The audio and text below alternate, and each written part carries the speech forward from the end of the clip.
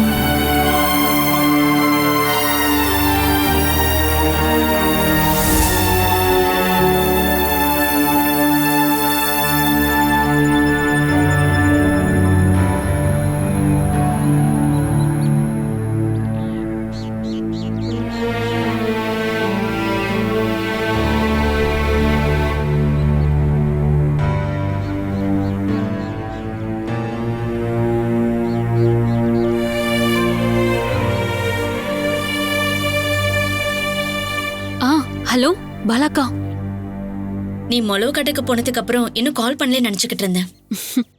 இவங்கள பொறுத்த வரைக்கும் நானும் நீங்களும் மிகப்பெரிய எதிரிங்க. நீ அங்க நிரந்தரமா தங்கறதுக்கு என்ன எதிரியா பயன்படுத்துறல்ல? இங்க இருக்க அந்த கிழவியும் சுமேஷும் உங்க மேல கோவமா இருக்காங்க. அதை யூஸ் பண்ணணும்ல.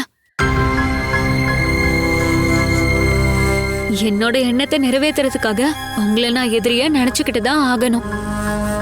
என்னை பத்தி அங்க என்ன வேணாலும் சொல்லிக்கோ, ஆனா உனக்கு எந்த ஆபத்தும் வராம பாத்துக்கணும். எந்த ஆபத்தும் வராம நான் பாத்துக்கிறேன். சுமேஷ் துபாய் போறதுக்கு எல்லா ஏற்பாட்டையும் அப்பா பண்ணி தராருன்னு நான் சொல்லிட்டேன். அந்த ஆளை எப்படியாவது என் வீட்டுக்கு கூட்டிட்டு போகணும். நீ சொல்றதெல்லாம் பொய் அப்படின்னு சுமேஷ்க்கு தெரிய வந்துச்சுன்னா? நான் சொல்றது பொய் இல்ல. நான் சொன்னா என்னோட அப்பா கண்டிப்பா துபாய்க்கு அனுப்புறதுக்கு ஏற்பாடு பண்ணுவாரு. அப்பாவோட தங்கச்சி ஃபேமிலியும் அங்கதானே இருக்காங்க. சுமேஷ் தனியா என் கையில மாட்டணும். வெளிநாட்டுல கொஞ்ச நாளைக்கு அந்த சுமேஷ் பொண்டாட்டிக்கு அடிமையா இருக்கட்டும். நீ புத்திசாலித்தனமா இருக்க நினைச்சு ஆபத்துல மாட்டிக்காத. நீ அங்க போனதுக்கு அப்புறம் கண்டிப்பா சுமேஷ்க்கு உன் மேல சந்தேகம் வர ஆரம்பிச்சிருக்கும்.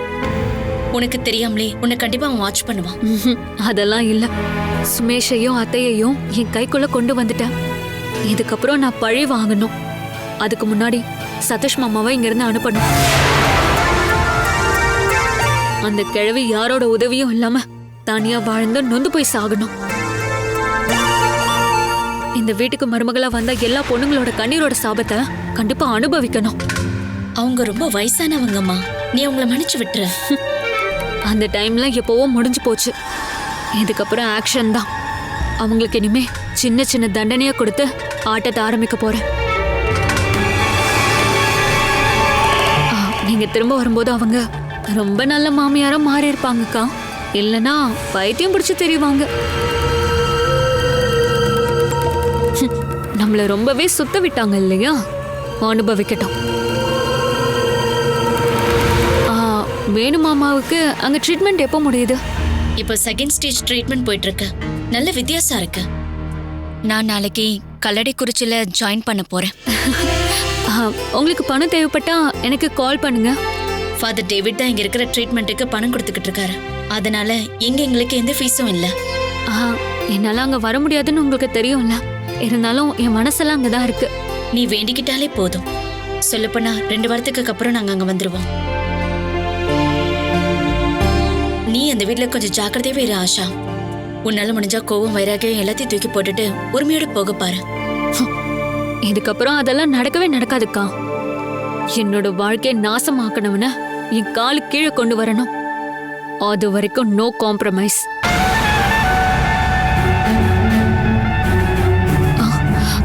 சரிக்கா, நான் உங்களுக்கு அப்புறம் கால் பண்றேன்.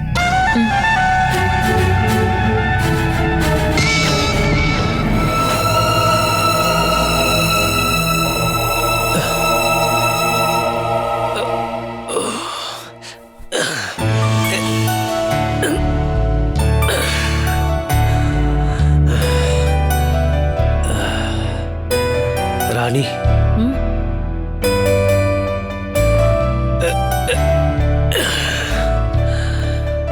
ராணி, என்ன கொஞ்சம் அந்த விண்டோ பக்கத்துல உட்கார வைக்கிறியா? மத்தவங்களோட உதவி இல்லாம எழுந்திருக்கிறதுக்கும் நடக்கிறதுக்கும் முயற்சி பண்ணுங்க டாக்டர் சொன்னாங்கல்ல. நடக்கிறதுக்கு ஆசை இல்லாமலாம் கிடையாது. காலை தரையில வைக்கும்போது தாங்க முடியாத வலி ஏற்படுது எனக்கு. இடுப்புல தான் நீங்க பெல்ட் போட்டிருக்கீங்கல்ல, தைரியமா எந்திரிச்சு நடங்க. வாங்க, நான் அந்த பிடிச்சிக்கிறேன். ஸ்டிக்கை கொஞ்சம் எடுக்கிறியா? ஆ.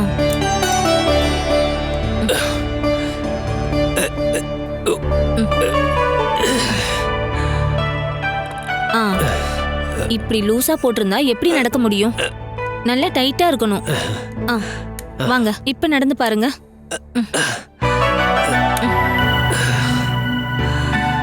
பாத்து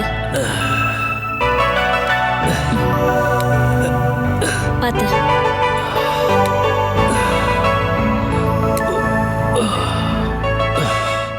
இப்படி ஒரு இக்கட்டான சூழ்நிலையில நீ மட்டும் இல்லைன்னா நான் என்ன இருப்பேன்னு தெரியல. நான் இப்ப புரிஞ்சுக்கிட்ட வரைக்கும் உங்களை மாதிரி மனசளவுல நல்ல மனசுள்ள ஆளுங்க இப்பவும் இருக்காங்களான்னு சந்தேகமா இருக்கு. எல்லாருமே நல்லவங்க தான் ராணி. சில சூழ்நிலைகளால அவங்க மோசமான முடிவை எடுக்கிறாங்க. ஆனா உங்களால எப்பவுமே மோசமான முடிவு எடுக்க முடியாது ஆண்டனி. பெங்களூர் சிட்டில சூப்பர் மார்க்கெட் வேலையை ரிசைன் பண்ணிட்டு நான் கூட வந்தது உங்களுக்காக தானே. உங்களை மாதிரி இருக்க அப்பாவியே மத்தவங்க ஏமாத்த கூட தயங்க மாட்டாங்க.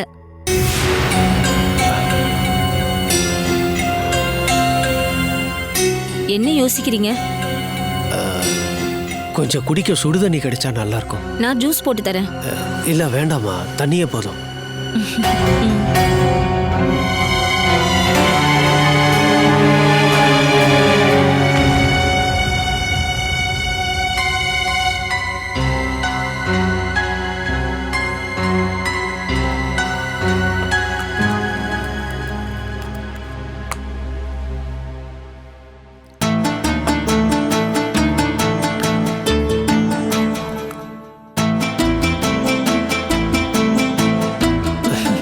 சுடுதண்ணி தீர்ந்து போச்சு, நான் போய் கொண்டு வரேன்.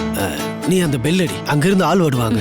இந்த பிளாஸ்க்ல சுடுதண்ணி கொண்டு வர வேற ஆளை கூப்பிடணுமா என்ன? நான் கொண்டு வரேன். அப்பப்ப வெளியில போனா சில மனுஷங்களை பார்க்கலாம்ல ஆண்டனி.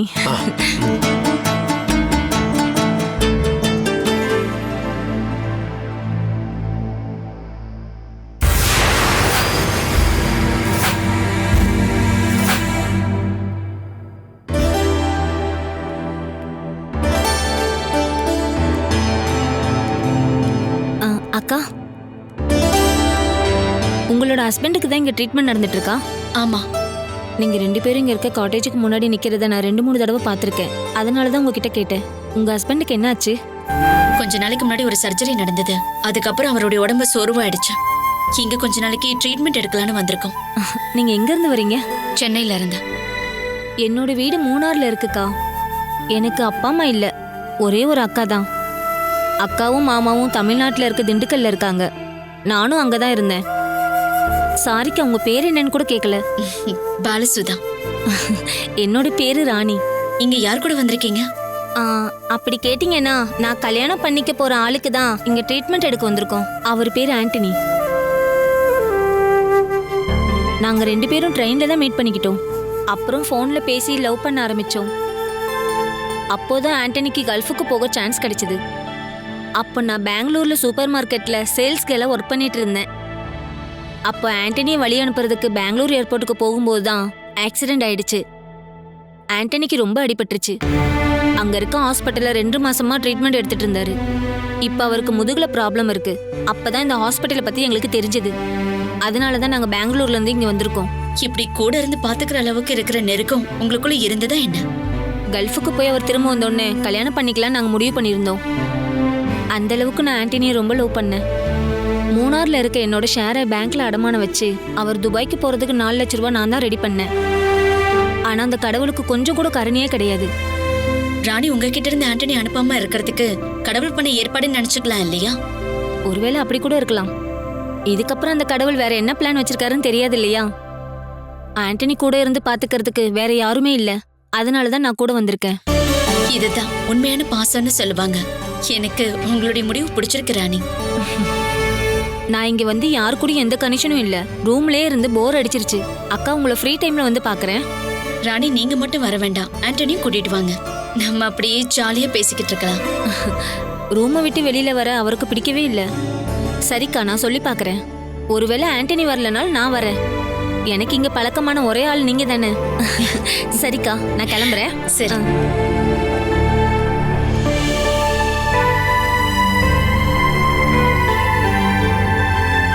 பாலசுதா, உங்க டென்ஷன் படபடப்பு எல்லாம் போயிடுச்சுல்ல? என் வீட்டுக்காருடைய அப்ப இருக்கிற நிலைமையை நான் பார்த்ததுனால தான். இது ஆயுர்வேதிக் ட்ரீட்மெண்ட்மா. பெயின் கில்லரை கொடுத்து உடனே வலியை குறைக்கிற மாதிரியான ட்ரீட்மெண்ட்டை நாங்கள் இங்கே கொடுக்க மாட்டோம். அதுக்கான டைம் அது எடுக்கும். அது சரி வேணும், இப்போ நீங்கள் எப்படி ஃபீல் பண்ணுறீங்க? ஆனா நல்ல மாற்றம் இருக்கு டாக்டர். இதுக்கு முன்னாடி உடம்பு ரொம்ப சோர்வாவே இருந்தது, இப்போ அதெல்லாம் மாறிடுச்சு. உடம்பு லேசான மாதிரி இருக்கு. பிரைமரி ஹெல்த் கேர்ல ஆயுர்வேதிக் ட்ரீட்மெண்ட் எல்லாரும் பண்ணிக்கணும்னு ஆசை இருக்கு. ஏன்னா இங்க எல்லா வியாதிகளுக்கும் ட்ரீட்மெண்ட் இருக்கு. முனிவர்கள்லாம் அந்த காலத்திலே அறுவை சிகிச்சை பண்ணிருக்காங்கன்னு ஓலைச்சுவடிகள்ல இருக்கு.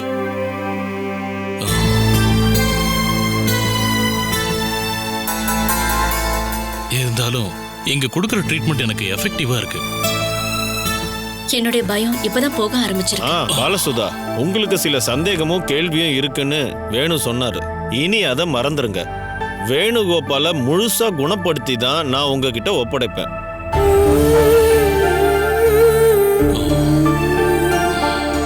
இதுக்கப்புறம் சாப்பிடுற விஷயத்த கொஞ்சம் மாத்திக்கணும். கஷ்டமான ட்ரீட்மெண்ட்ல இருந்து கொஞ்சம் கொஞ்சமா சாதாரண ட்ரீட்மெண்ட்டுக்கு மாறிடலாம். அதுக்கப்புறம் இரும்பு சத்து குறையாம இருக்க ரசாயன சிகிச்சை. டாக்டர், நீங்க என்னோட விஷயத்துல என்ன முடிவெடுத்தாலும் சரி, அதை நான் கண்டிப்பா ஏத்துக்கிறேன். இதுக்கு முன்னாடி யார் பேச்சையும் கேட்காம உங்க இஷ்டப்படி வாழ்ந்ததுக்காக இதெல்லாம் அதுக்கான பரிகாரம்னு நினைச்சுக்கோங்க. பத்திய சாப்பாட நான் பாத்துக்கிறேன் டாக்டர். இந்த ட்ரீட்மெண்ட்டுக்கு உண்டான சாப்பாடு தான் நீங்க அவருக்கு கொடுக்கணும். ஏன் காம்பவுண்ட்ல இருந்து என்னோட பர்மிஷன் இல்லாம யாரும் வெளியில போக கூடாது. பார்க்கிறதுக்கு இது ஓப்பனா இருந்தாலும் ட்ரீட்மெண்ட் முடிகிற வரைக்கும் இது ஒரு ஜெயில்.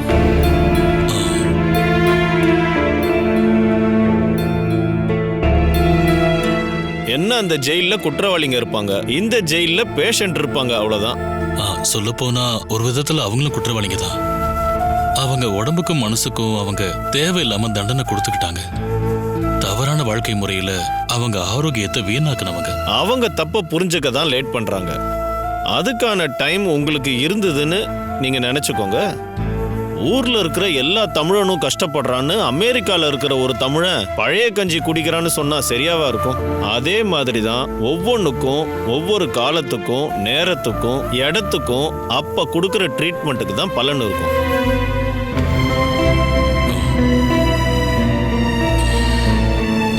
வேணுகோபால இங்க கூட்டிட்டு வரணும்னு நினைச்சது அந்த கடவுளோட முடிவு. அதுவும் இல்லாம இங்க நீங்க ட்ரீட்மெண்ட்டுக்காக மட்டும் வந்திருக்க மாட்டீங்க. எது உங்க வாழ்க்கையில கைவிட்டு போனாலும் திரும்ப வந்துடும். இதுக்கப்புறம் கிடைக்க போற சந்தோஷம் நிலைக்குங்கிற நம்பிக்கையில தான் நீங்க இங்க வந்திருக்கீங்க. இங்க வந்திருக்கிற உங்களுக்கு இதுக்கப்புறம் எந்த நஷ்டமும் ஏற்படாது. லாபம் மட்டும்தான் கிடைக்கும்.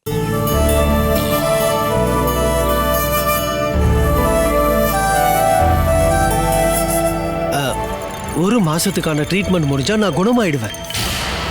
விசா வாங்கறதுக்கு சீக்கிரம் ரெடி பண்ணணும். வேண்டாம், எனக்கு சிங்கப்பூரே போதும். என் கூட இருக்கிற அந்த பொண்ணை விரட்டி விடணும். அதுக்கு தான் லேட் ஆகுது. நீ எல்லாம் இங்க வர வேண்டாம். நான் இங்க ஆண்டனியா தான் இருக்கேன். சொந்தக்காரங்க யாரும் கிடையாது. ராணிக்கு மட்டும் சந்தேகம் வந்துருச்சின்னு வச்சுக்க, அது பிரச்சனையில தான் முடியும். இத பாரு, நான் அப்புறம் கால் பண்றேன்.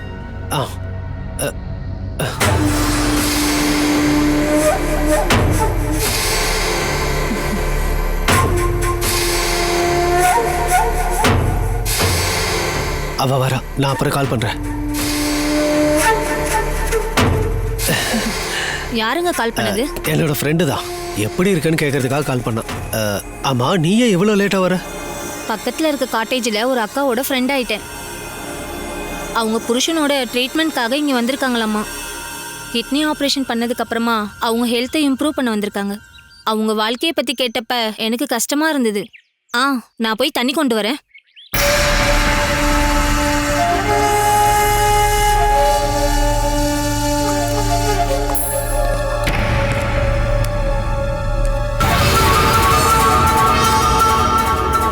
என்னங்க, சூடு அதிகமா இருக்கா என்ன? கரெக்டா இருக்குமா? நான் 2 மாசமாவே உங்க கூட இருந்து நல்லபடியா பாத்துக்கிறேனா? ஏன் கேக்குறேன்னா உயிருக்கு உயிரா லவ் பண்றேன், அதனாலதான். எனக்கு உன்னை தவிர வேற யாருமா இருக்காங்க? அந்த எண்ணம் இருக்கிறனாலதான் அதை விட அதிகமா நல்லா பாத்துக்கிறேன். ஆனா அந்த அக்காவோட நிலைமை அப்படி இல்ல. புருஷன் அளவுக்கு அதிகமா குடிக்கிறாராம், சந்தேகப்படுவாராம், கோவக்காரராம். அந்த அக்காவை எப்பவுமே காரணமே இல்லாம அடிப்பாராம். அப்படிலாம் சகிச்சுக்கிட்டு வாழ்ந்ததுனாலதான் அவங்க இவ்வளவு தூரம் வந்திருக்காங்களாம். 2 குழந்தைங்க இருக்கான். ஃபர்ஸ்ட் டைமா பாக்குறவங்க கிட்ட அவங்க வாழ்க்கையை பத்தி சொல்லியிருக்காங்கன்னா அவங்க நல்லவங்களா இருப்பாங்கன்னு எனக்கு தோணல. அவங்க எதையும் ஓப்பனா சொல்லல. நான் தான் அவங்க கிட்ட ஒவ்வொன்னா கேட்டு தெரிஞ்சுக்கிட்டேன். அவங்கள பார்த்தாவே தெரியும், அவங்க கண்ணுல எப்பயுமே ஒரு வருத்தம் இருக்கு. மத்தவங்களோட விஷயத்துல நீ எதுக்காகமா இவ்வளவு அக்கறை எடுத்துக்கிற? அது என்னன்னு தெரியல ஆண்டனி. இந்த குணம் எனக்கு ஆரம்பத்துல இருந்தே இருக்கு. எனக்கு கவலையா இருக்கும். அவங்க யாரு, அவங்க எப்படிப்பட்டவங்க, அவங்களுக்கு ஏன் இப்படிலாம் நடக்குது, இந்த மாதிரி எல்லாத்தையும் நினைச்சு கவலைப்படுவேன். மத்தவங்களுக்கு பத்தி உனக்கு இருக்கிற இந்த அளவுக்கு அதிகமான கவலை அவ்வளவு நல்லதுக்கு இல்லம்மா. மேரேஜ் ஆனதுக்கு அப்புறம் கம்மி பண்ணிக்கிறேன். நாம அவங்க காட்டேஜுக்கு ஒரு நாள் போகணும். அந்த அக்காவையும் அவங்க ஹஸ்பண்டையும் நீங்களும் வந்து பார்க்கணும் ஆண்டனி. நமக்குள்ள நல்ல ஒரு ஃப்ரெண்ட்ஷிப் உருவாகலாம். அந்த அளவுக்கு யாரு கூடயும் ரொம்ப நெருக்கமா பழக வேண்டாம் நான் தான் சொல்லியிருக்கேன்ல. நாம வந்த வேலையை மட்டும் பார்க்கலாம் ராணி. உங்களுக்குன்னு சொந்தம்னு சொல்லிக்க யாருமே கிடையாது. 2-3 ஃப்ரெண்ட்ஸ் மட்டும் இருக்காங்க. எனக்கு அக்கா மட்டும்தான். நிறைய பேரோட ஃப்ரெண்ட்ஷிப் இருக்கிறது எனக்கு ரொம்ப பிடிக்கும். அந்த மாதிரி ஃப்ரெண்ட்ஷிப்லாம் வேண்டாமா. நாம ஒதுங்கி இருக்கிறதா நமக்கு எப்பவும் சேஃப். மற்றவங்க எல்லாம் எப்படிப்பட்டவங்க நமக்கு தெரியாது. அவங்கள பத்தி நாம தெரிஞ்சுக்கிறது நமக்கு ஆபத்து. இந்த கிளாஸை உள்ள வைமா.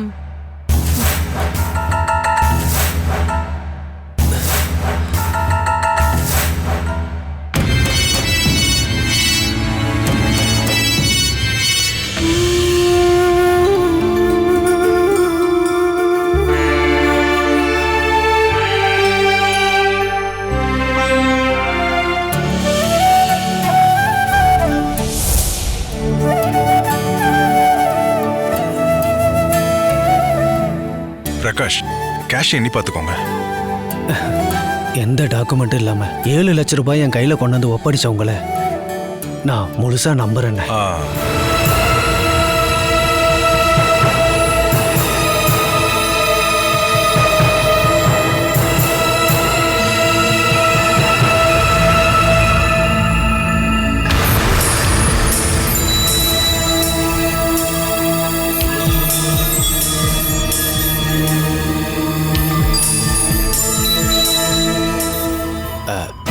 அந்த மாதிரி இருக்கிற ஆளை இங்க வராண்டால படுக்க வைக்கிறமேனு தான் கஷ்டமா இருக்கு. அட, நீங்க அதை பத்திலாம் கவலைப்படாதீங்க. நான் கடை வீதியில பேப்பர் விடிச்சு கூட படுத்திருக்கேன். இதெல்லாம் ஒண்ணுமே இல்ல. பிரகாஷ், நீங்க போய் தூங்குங்க.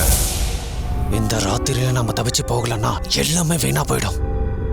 கையில இருக்க 7 லட்சம் ரூபாய இங்க படுத்துக்கிட்டு இருக்கவனுக்கு பயந்துட்டு அப்படியே விட்டுட்டு போக முடியாது. அந்த ஆளை வீட்டுக்கு அனுப்ப நான் முயற்சி பண்ணி பார்த்துட்டேன். ஒருவேளை அவனுக்கு சந்தேகம் வந்துதான் இங்க வந்திருக்கான்னு நினைக்கிறேன். இல்ல, அப்படிலாம் இருக்காது. அப்படின்னா உங்க பணத்தோட ஹாஸ்பிட்டலுக்கு தான் வந்திருப்பாங்க. சரியா பிளான் பண்ணி இது வரைக்கும் வந்ததுக்கு அப்புறமும் பணத்தோட போக முடியலன்னா என்ன பண்றது? அந்த ஆளுக்கு தெரியாம எஸ்கேப் ஆக முடியுமான்னு பார்க்கலாம். இதுக்கப்புறம் நம்ம பிளான் ஒர்க் அவுட் ஆகாதுன்னு தோணுச்சுன்னா நாளைக்கு இந்த வீட்டுக்கு யார் முதல்ல வராங்களோ அவங்க இந்த வராண்டால செத்து கிடக்கிற பணத்தை தான் பார்ப்பாங்க.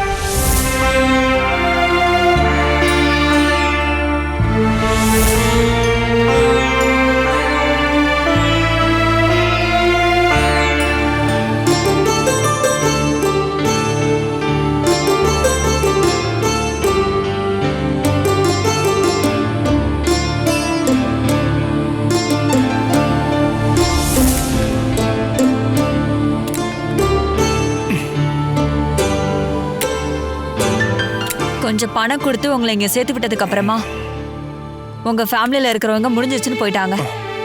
உங்களுக்கு தான் 2 தங்கச்சிங்க இருக்காங்கல்ல, அவங்கள யாராவது ஒருத்தர் இங்க வந்து இருக்கலாம்ல. ஷூ, கையை விடுங்க. இந்த மாதிரி அழுத்தி பிடிக்காதீங்க. என் உடம்பு ஒண்ணு பாறையில ரெடி பண்ணது கிடையாது. நான் ஒன்றும் சுமை தாங்கியெல்லாம் இல்லை. இந்த கஷ்டத்தெல்லாம் சகிச்சுக்கிறது மட்டும் இல்லாம உங்க பாரத்தை நான் சுமக்கணுமா? இப்படி உட்காருங்க.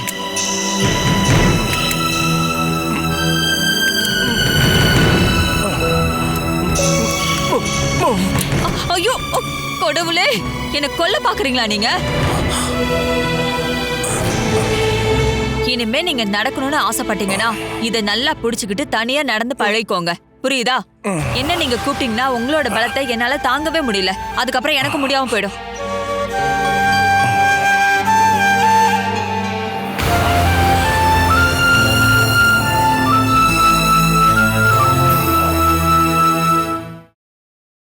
Catch us on TV, Tandivan.com, Facebook and YouTube.